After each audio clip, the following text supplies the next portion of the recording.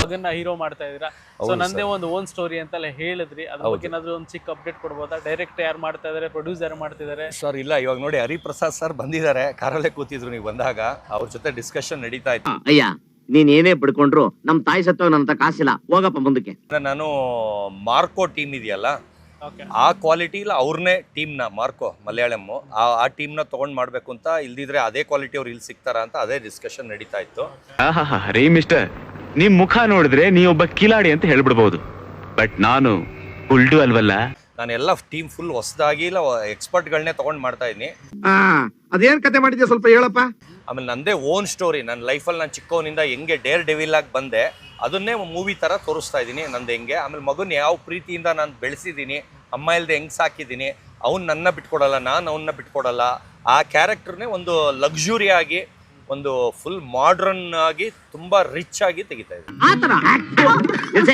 ಯಾವ್ದೋ ಕಿತ್ತೋಗಿರೋ ಕತೆ ಹೇಳ್ತಿದ್ಯಾ? ಇವಾಗ ಏನ ತಂದೆ ಮಗ ಇದ್ದೀರಾ, ಸಿನಿಮಾದಲ್ಲೂ ಹಿಂಗೆ ತಂದೆ ಮಗ ಅಷ್ಟೇ.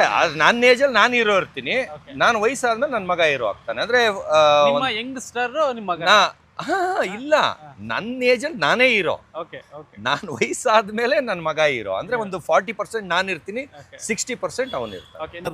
ಇವ್ನಿಗೆ ಆಕ್ಟಿಂಗ್ ಹುಚ್ಚು ಬೇರೆ ಇದೆ. ನಿಮ್ಮ ಹೆಂಗ್ ಬೇರೆ ಯಾರಾದ್ರೂ ಮಾಡ್ತಾ ಇದಾರ? ನೀವು ಯಂಗ್ಸ್ಟರ್ ಇದ್ದಾಗ ನಿಮ್ಮ ರೋಲ್ ಯಾರಾದ್ರೂ ಮಾಡೋದು? ನಾನೇ ಯಂಗ್ಸ್ಟರ್ ಅಲ್ವಾ ಸರ್? ನನಗೇನು ವಯಸ್ಸಾಗಿದೆಯಾ ಸರ್? ಅಲ್ಲ ಸರ್, ಅಲ್ಲ ಸರ್, ಈಗ ಎಷ್ಟು ತೆಲುಗಲ್ಲಿ ಎಷ್ಟು ವಯಸ್ಸಾದವರೆಲ್ಲ ಹೀರೋ ಮಾಡ್ತಾರೆ. ಏನ್ ಸರ್ ನಾವ್ ಹೀರೋ ಮಾಡಕ್ಕಾಗಲ್ಲ ಸರ್? ಇದು ಬಿಟ್ಟು 3 ಪಿಕ್ಚರ್ ಹೀರೋ ಮಾಡ್ತಾ ಇದ್ದೀನಿ ಸರ್. ಸಿನಿಮಾ ಮಾಡಕ್ಕೆ ಅಂತ ಬರ್ತಾರೆ, ಇಲ್ಲಿ ಮಾಡಬಾರ್ದು ಕೆಲಸನೆಲ್ಲ ಮಾಡಿ ಬರಬಾರ್ದು ರೋಗನೆಲ್ಲ ಬರ್ಸ್ಕೊಂಡ್ಬಿಡ್ತಾರೆ. ಇವನ್ ನೋಡಿದ್ರೆ ಏಡ್ಸ್ ರೋಗ ಬರ್ಸ್ಕೊಂಡ್ಬಿಟ್ಟನಲ್ಲಪ್ಪ. ಇದು ಬಿಟ್ಟು 3 ಪಿಕ್ಚರ್ ಗುರುಮೂರ್ತಿ ಸರ್ ಅಲ್ಲಿ ನಾಳೆ ನಾಡಿದ್ದು ಫೋಟೋ ಶೂಟ್ ಇದೆ, ಅವ್ರ ಜೊತೆ 3 ಪಿಕ್ಚರ್ ಮಾಡ್ತಾರೆ. ಈಗ ನಿಮ್ಮ ಸಿನಿಮಾ ಪ್ರೊಡಕ್ಷನ್ ನಿಮ್ದೇನಾ, ಪ್ರೊಡ್ಯೂಸರ್ ಎಲ್ಲ ನೀವೇನಾ? ಸರ್ ಎಲ್ಲ ನಾನೇ ಸದ್ಯಕ್ಕೆ. ಆದ್ರೆ ಪ್ರೊಡ್ಯೂಸರ್ಗಳು ಇವಾಗ ನಂದು ಬರೀ ಒಂದು ಪೋಸ್ಟರ್ ಅಲ್ಲ, ಇನ್ನು ನೇಮ್ ಲಾಂಚೇ ಮಾಡಿಲ್ಲ, ಬರೀ ರಿಜಿಸ್ಟ್ರೇಷನ್ ಅಪ್ಲೈ ಮಾಡಿರೋದು, ಇನ್ನೂ ನಂಗೆ ಬಂದೂ ಇಲ್ಲ ಕಾಪಿ. ಆಗ್ಲೇನೆ 3-4 ಪ್ರೊಡ್ಯೂಸರ್ ಅವರಾಗವರೇ ಮೆಸೇಜ್ ಮಾಡ್ಬಿಟ್ಟು ಕರೆದಿ ಮಾತಾಡಿದ್ರು. ಎಲ್ಲಾ ಏರಿಯಾದ ಡಿಸ್ಟ್ರಿಬ್ಯೂಟರ್ಗಳು ನನಗೆ ಅಡ್ವಾನ್ಸ್ ಕೊಟ್ಟಿದ್ರು ಸರ್. ಯಾಕೆ ಹೇಳಿ, ನಾನೇ ಪ್ರೊಡ್ಯೂಸರು, ನಾನೇ ಡೈರೆಕ್ಟರ್ ಅಂತ ನಂಬಿಕೆ ಇಟ್ಕೊಂಡು. ಆದ್ರೆ ಅವ್ರದ್ದು ಕ್ವಾಲಿಟಿ ಎಲ್ಲ ನಮ್ಗೆ ಇಷ್ಟ ಆಗಿಲ್ಲ. ಅಂದ್ರೆ ಅವ್ರು ಹೇಳೋ ತರ ನನ್ನ ಸ್ಟೋರಿ ತರ ಮ್ಯಾಚ್ ಆಗೋರಿದ್ರೆ ಪ್ರೊಡ್ಯೂಸರ್ ಯಾರನ್ನಾರು ನೋಡ್ತಾ ಇದ್ದೀನಿ. ಇನ್ನ ಜಾನಿಯಾನಿಗೆ ಹುಡಿದ್ರೆ ಅಲ್ಲ, ನಾನು ಒಬ್ಬನ ದುಡ್ಡಲ್ಲಿ ಅದು ಮಾಡಕ್ಕಾಗಲ್ಲ, ಇಬ್ರು ದುಡ್ಡು ಸೇರಿ 50 ಕೋಟಿ ಮೇಲೆ ಸರ್. 50 ಕೋಟಿ ಮೇಲೆ. ನೀವ್ ಹೇಳ್ತಾರೆ ತಮಾಷೆಗಾಗಿ ಅಲ್ಲ ತಾನೇ ಸರ್. ಇದ್ರ ಜೊತೆ ಇನ್ನೊಂದು ಓಡಾಡ್ತಾ ಇತ್ತು ಇತ್ತೀಚೆಗೆ, ಇದು ಓಪನ್ ಮಾಡಿದ್ರೆ ಇನ್ಸ್ಟಾಗ್ರಾಮ್ ಅಲ್ಲಿ ಒಂದೇ ಏನು ಅಂತಂದ್ರೆ ರಚಿತಾ ರಾಮ್ ಅವರು ಹೀರೋಯಿನ್. ಸುಳ್ಳು ಸರ್, ಅದೆಲ್ಲ ಸುಳ್ಳು. ಅದು ನಾನು ಎಲ್ಲೂ ಅನೌನ್ಸ್ ಮಾಡಿಲ್ಲ, ಏನು ಇಲ್ಲ. ನಾನು ಬಿಟ್ಟಿ ಪ್ರಚಾರ ಅನ್ಕೊಂಡು ನನಗೆ ಕಳಿಸ್ತಾ ಇದಾರೆ, ನಾನು ಅದನ್ನ ಶೇರ್ ಮಾಡ್ತಾ ಇದ್ದೀನಿ.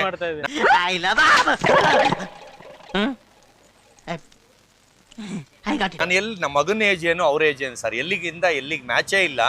ಅದೆಲ್ಲ ಸುಳ್ಳು, 1 ಕೋಟಿಗೆ ಮಾತಾಡ್ತಾ ಇದಾರೆ ಆ ತರ. ಯಾಕಂದ್ರೆ ಬೇಕಾರೆ ಒಂದ್ ಪಕ್ಷ ಒಪ್ಪುದ್ರು ನನ್ನ ಏಜ್ಗೆ ಆಗ್ಬೋದೇನೋ. ಅವು ಏನಂದೆ ತೀರ್ಬೋಕಿ ನನ್ ಮಗನ್ ತಗೊಂಬಂದು ನ್ಯಾಯವಾಗಿ ಕುಂಡಿ ತೊಳ್ಕೊಳಕ್ ಬರಕಿಲ್ಲ. ಅವ್ನ ಏಜ್ಗೆ ಎಲ್ಲಿಂದ ಆಗುತ್ತೆ ಸರ್? ಆದ್ರೆ ನಾನು ಅಪ್ರೋಚು ಮಾಡಿಲ್ಲ, ಅದೆಲ್ಲ ಸುಳ್ಳು ಸುದ್ದಿ. ಆದ್ರೆ ನನಗೆ ಬಿಟ್ಟಿ ಪಬ್ಲಿಸಿಟಿ ಆಗ್ತಾ ಇದೆ, ನೀವು ಅದನ್ನ ಎಂಜಾಯ್ ಮಾಡ್ತಾ ಇದೀನಿ ಸರ್.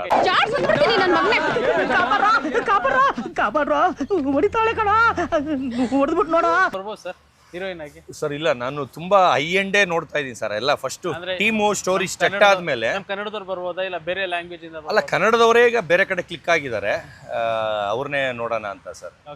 ನಿನ್ ಮುಖ ನೀನು ಯಾವತ್ತಾದ್ರೂ ಕನ್ನಡಿ ನೋಡಿದ್ಯಾ? ಒಂದು ಹೀರೋಯಿನ್, ಮಗಂಗ್ ಒಂದು ಹೀರೋಯಿನ್ ಆಗುತ್ತರ? 2 heroine sir. ಅದ್ರ ಜೊತೆ ಒಂದು ಮಾಡಲ್ಸೇ ಒಂದು 100 ಜನ ಇರ್ತಾರೆ ಸರ್. ಎಲ್ಲ ಹೈ ಎಂಡ್ ಕ್ವಾಲಿಟಿಲಿ ಒಂದು ರಿಚ್ ಆಗಿ ಮಾಡ್ತಾ ಇದ್ದೀವಿ. ನೀವ್ ಈ ರೇಂಜ್ ಅಲ್ಲಿ ಇದ್ರ ಅಂತ ನನಗೆ ಗೊತ್ತಾಗ್ಲಿಲ್ಲ. ನಾನ್ ಪ್ರೊಡ್ಯೂಸರ್ ಮುಖ ನೋಡ್ಬಿಟ್ಟು ಮನೆ ಹಾಕೋದು.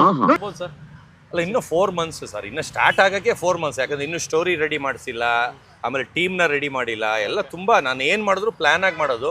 ಶೂಟಿಂಗ್ ಸ್ಟಾರ್ಟ್ ಆಗಕ್ಕೆ ಒಂದು 4-5 ತಿಂಗಳು ಆಗುತ್ತೆ ಸರ್. ಸ್ಟಾರ್ಟ್ ಆಗಕ್ಕೆ ಎಕ್ಸ್ಪೆಕ್ಟೇಷನ್ ಈ ಇಯರ್ ಇಟ್ಕೋಬೋದಾ, ನೆಕ್ಸ್ಟ್ ಇಯರ್ ಇಟ್ಕೋಬೋದಾ? ನೆಕ್ಸ್ಟ್ ಇಯರ್ಗೆ ರಿಲೀಸ್ ಎಲ್ಲ ಅಂದ್ರೆ ಅಷ್ಟರೊಳಗೆ ಮುಗಿಸಿರ್ತೀನಿ ಸರ್, ಅಷ್ಟರೊಳಗೆ ಮುಗಿಸಿರ್ತೀನಿ. ಆಮೇಲೆ ನೇಮ್ ಟೈಟಲ್ ಲಾಂಚು ಪ್ಲಸ್ ಮುಹೂರ್ತ ಎಲ್ಲರೂ ದೇವಸ್ಥಾನದಲ್ಲೇ ಮಾಡಿರೋದು 100%. ಆದರೆ ನಾನು ಒಂದು ಪಬ್ಬಲ್ಲಿ ಮುಹೂರ್ತನ ಪ್ಲಸ್ ಟೈಟಲ್ ಲಾಂಚ್ನ ಒಂದು ಪಬ್ಬಲ್ಲಿ ಇಟ್ಕೊಳ್ತಾ ಇದ್ದೀನಿ. ಮಹಾತ್ಮ ಗಾಂಧಿ ಇವತ್ತು ಬದುಕಿದ್ರೆ ನೀನ್ ಫೈರ್ ಮಾಡ್ತಾ ಇದ್ಬಿಡೋರು. ಯಾವತ್ತು ಸರ್ ಅದು? ಇನ್ನೊಂದು 10-15 ದಿವಸ ಇಲ್ಲ ಸರ್, ಹೆಸರು ಲಾಂಚ್ ಮಾಡ್ಬಿಡ್ತೀನಿ. ಹೆಸರು ಲಾಂಚ್ ಮಾಡ್ಬಿಡ್ತೀನಿ, ಮಗನ್ನೂ ಲಾಂಚ್ ಮಾಡ್ತೀನಿ. ಆದ್ರೆ ಮಿಕ್ಕಿ ಸ್ಟೋರಿ ಅದು ಇದು. ಅವ್ನ ಮಗನ ಟ್ರೈನಿಂಗ್ ಇವಾಗ 7ನೇ ತಾರೀಕಿಂದ ಪ್ರಾಕ್ಟೀಸ್, ಅವನ್ನ ಟ್ರೈನಿಂಗ್ ಆಗ್ತಾ ಇದೆ. ಧೈರ್ಯ, ಅಹಂ, ಕೋಪ, ರೌದ್ರ, ಸರ್ ಬ್ಯಾಕ್ ಟು ಕಾಂಟ್ರವರ್ಸಿ ಬಂದ್ಬಿಡ್ತೀನಿ. Last question. ಈಗ ಮತ್ತೆ ನಾಳೆ ದಿನ ಇನ್ನೂ ಏನೋ ಒಂದಷ್ಟು ಮಾತುಕತೆಗಳು ಜಾಸ್ತಿ ಆಗಿ ಮತ್ತೇನಾದ್ರು ಒಂದು ಬರ್ಬೋದು, ಮತ್ತೇನೋ ಒಂದು ಆಗ್ಬಹುದು ಅಂತ ಅಂದ್ರೆ ನಾಳೆ ದಿನ ಇನ್ನೊಂದು FIR ಮಾಡ್ತೀನಿ ಸರ್, ಅಷ್ಟೇ. ನಾನು ಏನಿದ್ರು ಕಾನೂನು ಸರ್, ನಮ್ಗೆ ರೌಡಿಸಮ್ ಎಲ್ಲದಕ್ಕೂ ಅಲ್ಲ ಸರ್, ಅದ್ರ ಅಪ್ಪಕ್ಕೂ ರೆಡಿ ಆಗಿದ್ದೀನಿ ಸರ್, ಅದ್ರ ಅಪ್ಪಾಗೂ ರೆಡಿ ಆಗಿದ್ದೀನಿ sir. Done sir, thank you sir. Thank you sir, thank you. ಈ ಶೋಕಿ ಎಲ್ಲ ಬಿಟ್ಬಿಟ್ಟು ಹೂವು ಸೊಪ್ಪು ಮಾರ್ಕೊಂಡಿದ್ರೆ ಬದುಕ್ತೀರಾ, ಇಲ್ಲಾಂದ್ರೆ ಫೋಟೋನೇ.